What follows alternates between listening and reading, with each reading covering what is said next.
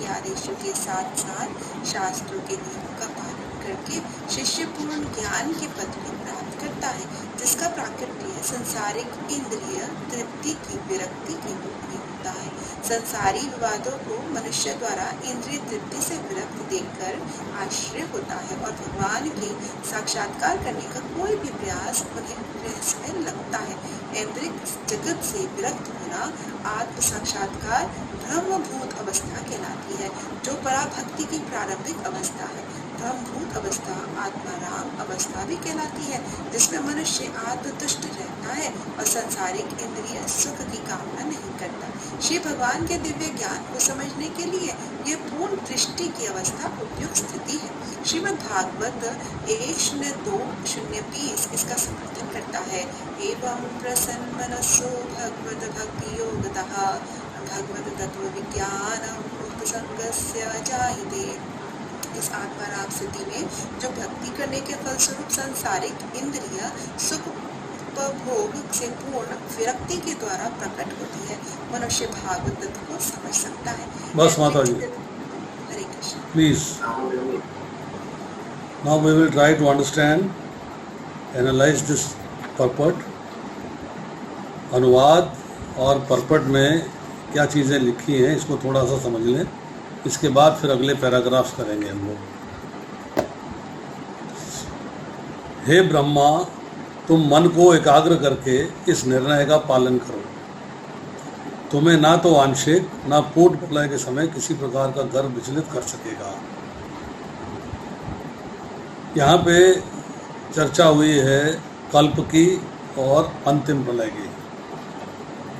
अगर आप अनुवाद पढ़ेंगे तो कल्प बीच की प्रलय, अविकल्पेशु अंतिम प्रलय।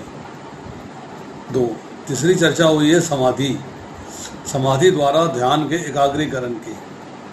तो तीन शब्द हैं, पहले इनका अर्थ जो है प्रॉपरली जानने का प्रयास करते हैं कि कल्प क्या है और विकल्पेशु अर्थात अंतिम प्रलय क्या है।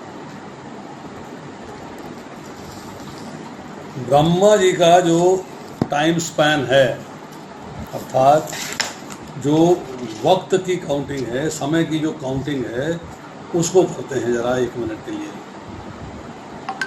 दो परमाणु मिलके एक अणु बनता है, तीन अणु से एक त्रसरेणु बनता है, तीन त्रसरेणु से एक त्रुटिका बनती है, 100 त्रुटिका से एक वेद बनता है, तीन वेद से एक लव बनता है, तीन लव से एक निमेष बनता है, तीन निमेष से एक क्षण बनता है। हम कहते हैं ना एक क्षण में आया, एक क्षण में काम हो गया।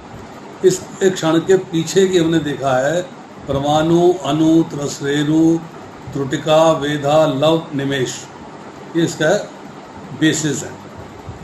अब क्षण के बाद 5 क्षण की एक काष्ठा, 15 काष्ठा का एक लघु, 15 लघु की एक नाड़िका, 6 नाड़िका का एक प्रहर और 8 प्रहर का एक दिन और रात। दोपहर, रात्रि का अंतिम प्रहर, रात्रि का प्रथम प्रहर, दिन का प्रथम प्रहर, ये मतलब जो है टोटल 8 प्रहर हैं। अगर 24 घंटे को आप 8 से डिवाइड करेंगे तो एक प्रहर जो है 3 घंटे का बनता है। अब 15 दिन और रात एक पक्ष बनते हैं, शुक्ल पक्ष और कृष्ण पक्ष। 2 पक्ष का एक मास बनता है, 12 मास हम जानते हैं, और 2 मास की एक ऋतु बनती है, और 6 मास का एक अयन बनता है, दक्षिणायन और उत्तरायण, और 2 अयन का एक वर्ष बनता है।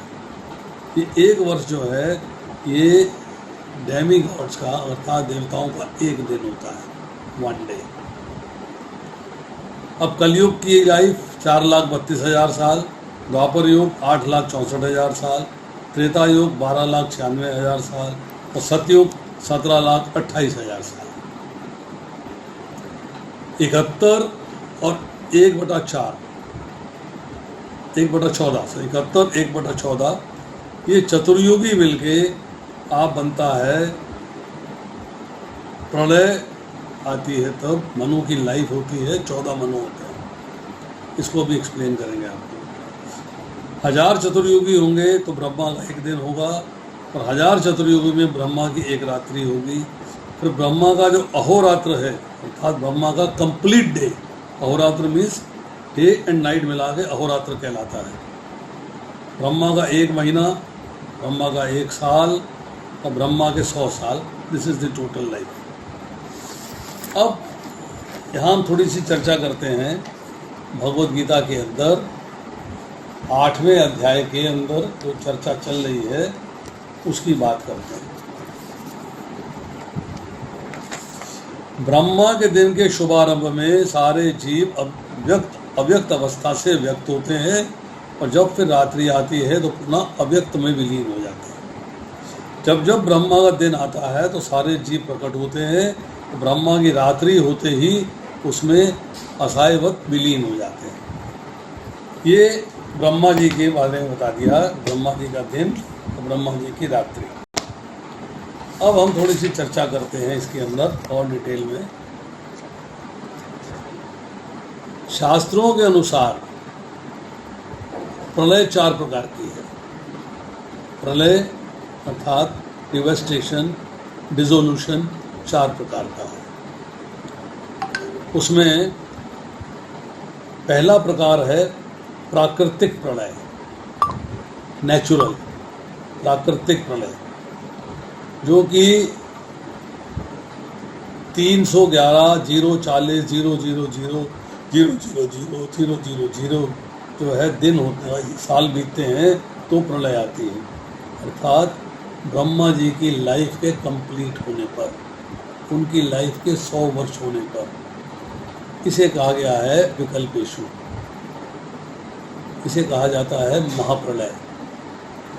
महाप्रलय के बाद जब दोबारा से सृष्टि की रचना होती है उसे कहते हैं महासर्ग। अब इसके अंदर जो है इम्पोर्टेंट पॉइंट क्या है कि सारी लिविंग एंटिटीज डिसॉल्व हो जाती हैं, अर्थात प्राकृतिक प्रलय टाइम है जब भगवान विष्णु सो रहे होते हैं। अगली सुबह जब वो जागते हैं तो वो एक नए ब्रह्मा को प्रकट करते हैं। फिर उसका कार्य होता है संसार को शरीर देना, रचना करना। हमने अगर आप जो है भगवद गीता का 9वें अध्याय का 7वां, 8वां, 9वां, 10वां श्लोक पढ़ेंगे तो उसमें जो है सारी कंप्लीट व्याख्या मिलती है प्रकृति की, कि सारे जीव ऑटोमेटिकली प्रकृति की तरफ लय करते हैं, मूव करते हैं, और प्रकृति जो है फिर वो भगवान विष्णु में प्रवेश कर जाती है। दिस इज लीन होना, ये भगवान में लीन हो जाना है। अब नेक्स्ट मॉर्निंग जब होती है तो जब जीवों के कर्म फल, क्योंकि ये जो जीव अंदर गए हैं अपने कर्म फलों के साथ गए हैं, क्योंकि कर्म फल समाप्त नहीं हुए हैं, मन बुद्धि अहंकार नहीं समाप्त हुआ है, सूक्ष्म शरीर समाप्त नहीं हुआ है, तो सूक्ष्म इंद्रियां, सूक्ष्म शरीर और उसके साथ कर्म फल, ये सारे के सारे जब प्रकृति में विलीन हो जाते हैं तो प्रकृति से फिर ये भगवान विष्णु में विलीन हो जाते हैं।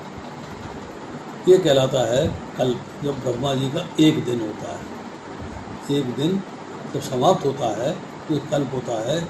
इसके अंदर जो है ब्रह्मा जी समेत सब लोग जो है भगवान विष्णु में प्रवेश करते हैं। सो 2 टाइम प्रवेश हुआ। एक टाइम ब्रह्मा जी का 1 दिन पूरा होने पे और दूसरा ब्रह्मा जी का लाइफ साइकिल पूरा होने पे। पहला वाला प्रलय कहलाता है, दूसरा वाला महाप्रलय कहलाता है। अब सारे के सारे लोग जो है वहाँ पे चले गए। अब जब वो कर्मफल जो है वो भोगने के लिए तैयार हो जाते हैं तो भगवान संकल्प करते हैं। भगवान संकल्प करते हैं और प्रकृति को अव्यक्त अवस्था थे, व्यक्त मतलब अनमैनिफेस्टेड सिचुएशन से मैनिफेस्ट करा देते हैं, प्रकट हो जाती है। जब प्रकृति प्रकट होती है तो कर्मफल भी प्रकट होते हैं, सारे जीव प्रकट होते हैं, जीवों के मन बुद्धि अहंकार प्रकट होते हैं। अब ब्रह्मा जी का प्राकट्य जो है वो भगवान ने क्या किया है, प्रकृति का कनेक्शन करा दिया है जीवों के साथ, कनेक्शन कर दिया। कैसे? जैसे कि एक किसान जो है खेत में बीज फेंकता है तो धरती के साथ बीज का कनेक्शन करा देता है, कार्य किसान कर रहा है, ऑटोमेटिकली कनेक्शन नहीं होता।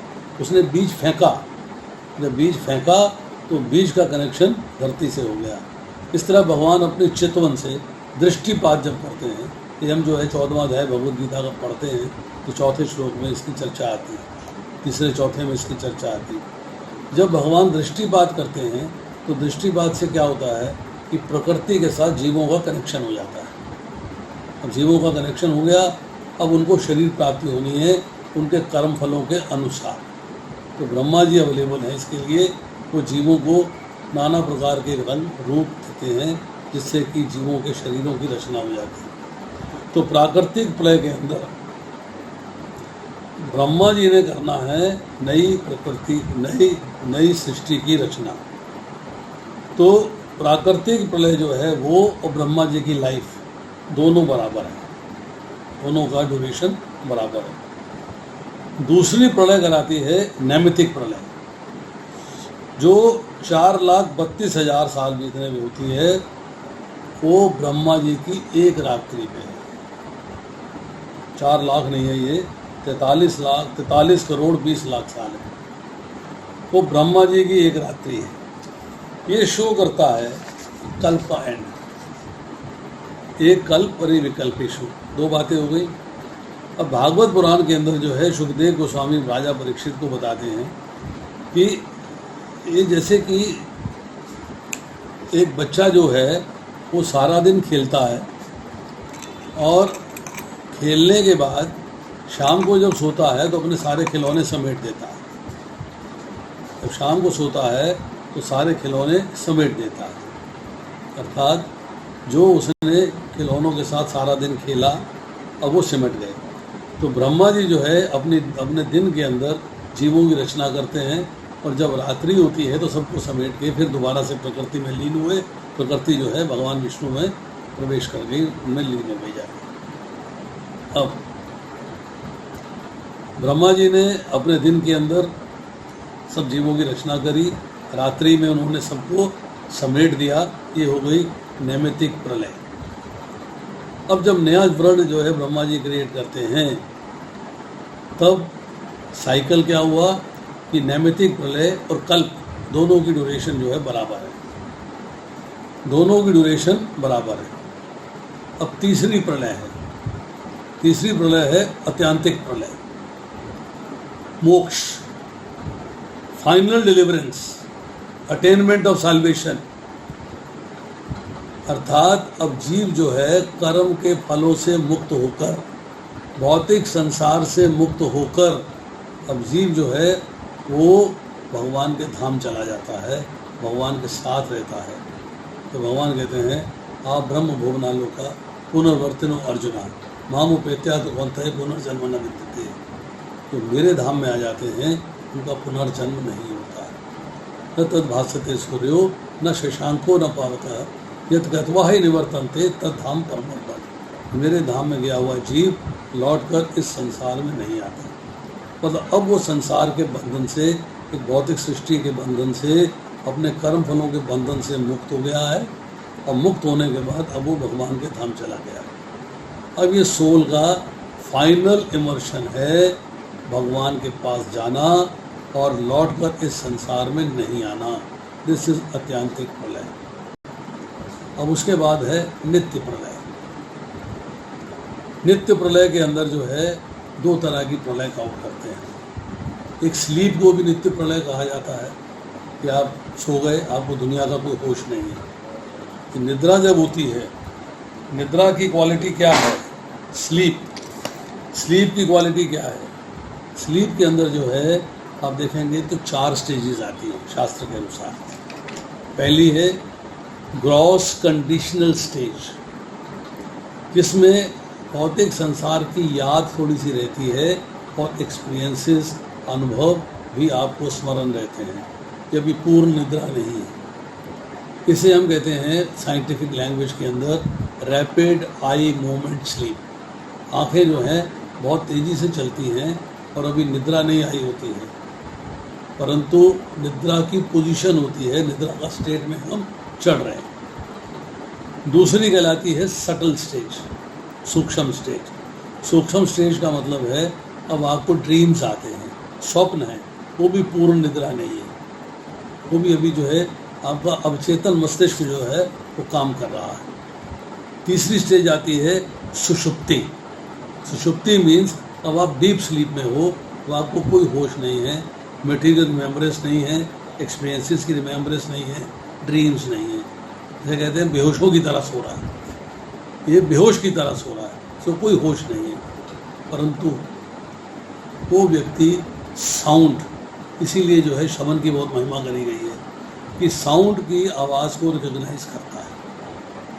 या हिलाते हैं तब जागता है, या जोर से आवाज़ देते हैं तो जागता है, साउंड को रिकॉग्नाइज करता है।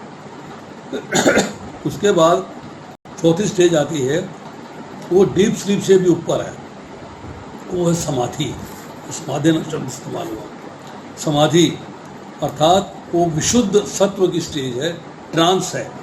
अब समाधि जो है वो हम लगाने का भी प्रयास करते हैं। जैसे कि हम जो है भगवद गीता का 6वां अध्याय पढ़ते हैं, ध्यान योग, उसमें समाधि की चर्चा आती है। प्रोसेस दिया गया है समाधि तक पहुंचने के लिए, प्रत्याहार, प्राणायाम, सारे स्टेजेस हैं, ध्यान, धारणा, समाधि। तो समाधि के अंदर भी जो है जब हम जाते हैं, अब हम इस समाधि की बात कर रहे हैं जो आदमी लगा रहा है। ये समाधि आई थी स्लीप की, निद्रा की। अब समाधि है जो आप लगाने की